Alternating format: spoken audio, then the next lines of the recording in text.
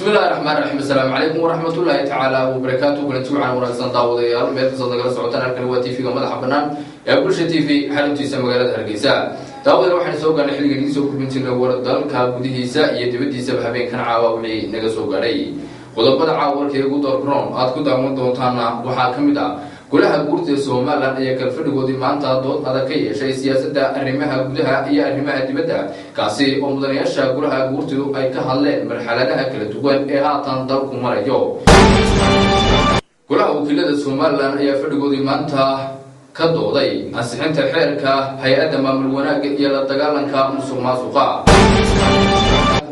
Barasabka gobolka Sanaag iyo hay'adda ka dhalayd ayaa si wada jir u dhagax dhigay wado cusub oo dhex mari doonta magaalada Ceerigaabo. qaar ka mid ah salaadiinta gobolka Awdal iyo Sanaag ayaa jawaab gurur ka bixiyay salaadiin maalintii shalay shirtaraad ku qabtay magaalada Hargeysa kuwaas oo sheegay in muran ka taagan yahay deegaanada hoos yimaada degmada Lughaya. qarax ballaaran ayaa laga beegsaday ciidamada Suuriya kaasi oo ka dhacay dugsi ku yaala koonfurta galbeed ee magaalada Dimashq. daawadeyntaas waa qaar ka mid ah qodobada caawarkan ugu doorkroon imikii haatan warkii oo fidsan.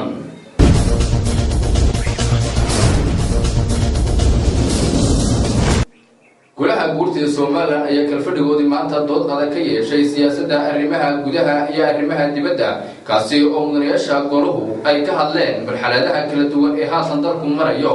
suufafaynta warkaasi noogu eegayo wariye Cabdiraxmaan Xirsi Kaahin ilkaase. galfadhigii golaha guurtida ayaa maanta waxa ay kaga doodeen mudanayaasha golaha guurtidu dood adag ka yeesheen arrimaha gudaha iyo arrimaha siyaasadda arrimaha dibadda. galfadhigan oo shir gudoominayay gudoomiyaha golaha guurtida mudane Saleebaan Maxamuud Aadan Saleebaan Nuur gudoomiye ku-xigeenka koowaad ee golaha guurtida.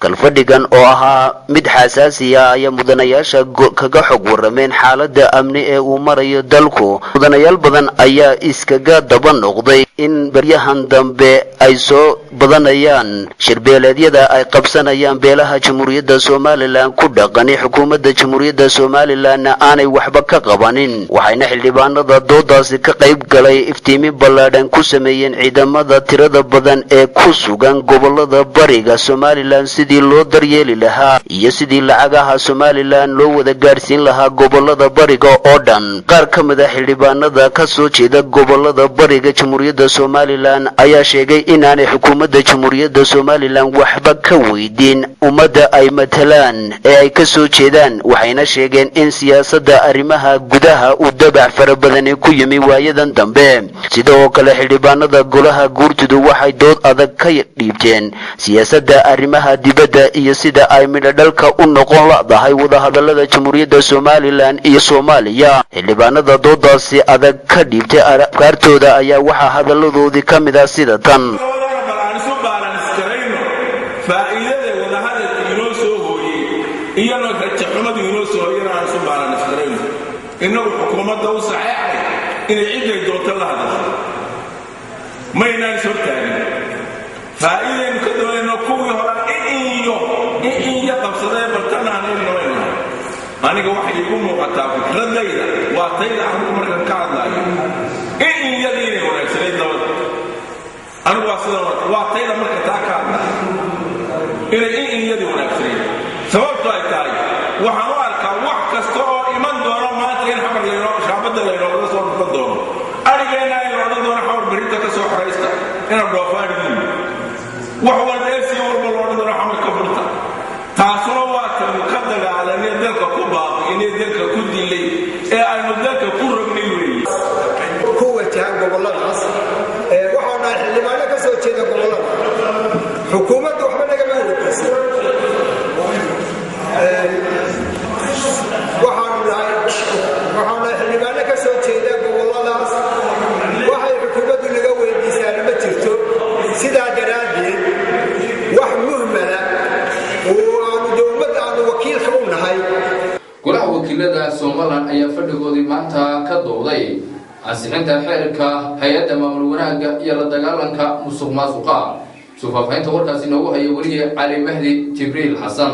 xildhibaanada golaha wakiilada ee Somaliland ayaa maanta mar kale gudagalay xeerka maamul wanaaga iyo la dagaalanka musuqmaasuqa kan oo muddooyinkii ugu dambeeyayba ay carabaabayeen xildhibaanada golaha wakiiladu isla markaasina waxa ay mar kale ka galeen dood adag. Kalfadhigan maanta ee golaha wakiilada oo shir gudoominaya gudoomiyaha labaad ee golahaasi Baashe Maxamed Faarax ayaa waxa ka soo xaadiray raaxan ka tirsan xildhibaanada golaha wakiilada waxaana halkaasi dood adag kaga yeesheen xeerkani iyagoo xildhibaanadii halkaasi ka hadlay qaarkood ay soo jeediyeen in kaabis iyo wax ka bedel lagu ansixiyo halka qaar kalena ay tilmaameen in si adag looga fiirsado xeerkani. Intaasi kadib waxaa lagu ballamay xeerkan la dagaalanka musuqmaasuqa iyo maamul wanaaga oo horay xildhibaanada golaha wakiiladu ansixin ayaa loo ballamay in maalinimada berriyana halkaas laga sii ambaqaado doodan isla markaasina ay xildhibaanadu dood kale ka sii galaan iyadoo la rajaynayo in maalmaha fooda nagu soo haya ay xeerkani ansixiyaan xildhibaanada golaha wakiiladu. Xildhibaanadii doodooda ka dhiibanayay kalfadhigan maanta ee golaha wakiilada ayaa hadaladoodii waxaa ka mid ahaa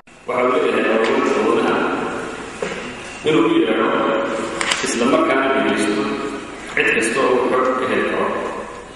inuu u yeero warsado su-aalna weydiiyo mas-uul kasta oo qaranka ka mid ah inuu la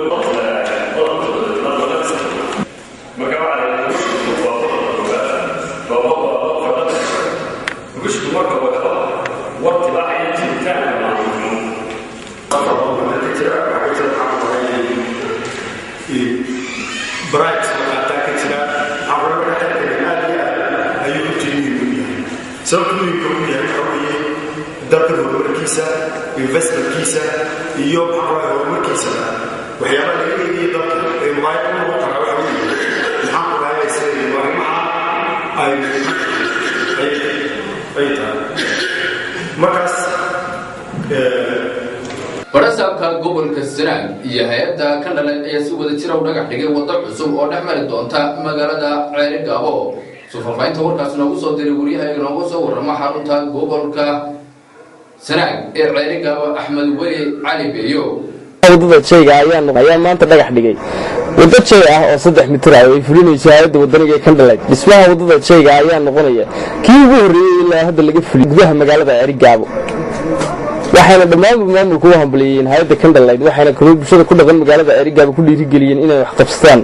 iyadoo wadadani keeni karto tallaabo horumarineed. waxaana ugu horeyn dalkaasi ka hadlay barasaabka gobolka Sanaag Aadan Diiriye Cigaal. maamulka degmada maamulka gobolka isduwayaasha culamaa u diinka